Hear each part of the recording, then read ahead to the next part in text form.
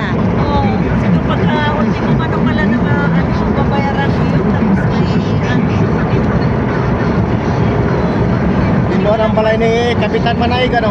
Oo. Kanya yan. Malupit din talaga si ako teacher yan ni Mama dati.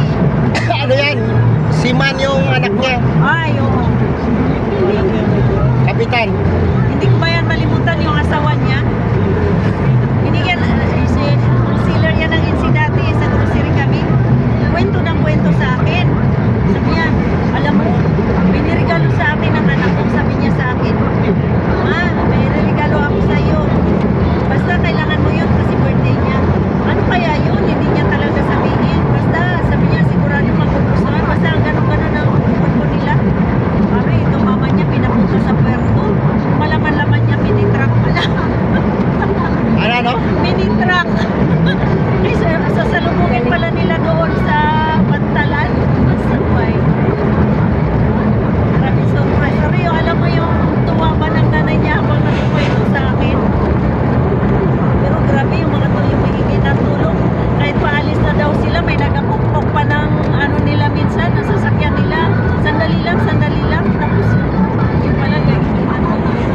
Mga dalan pa ng reseta. Parang siya na naman ngayon, ano? Nakapahinga lang siya ng ilang, ano, term. Balik siya ulit.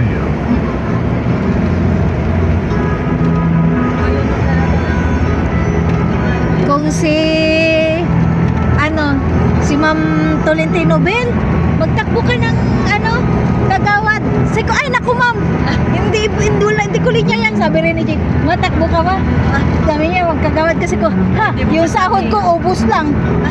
Baka ipamigay ko lang sa kanila. Ikaw pa, napag-granad dyan. Pero parang mataas yung ira ng ano eh. Tinikiman kesa sa Tapuros. Malaki kasi ang ano eh.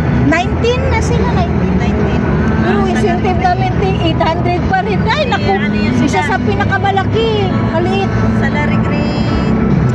Ang mga, parang nasa 20 plus natin yung mga kagawad. 20 plus na. Ang kapitan, 25 or more. Kaya yung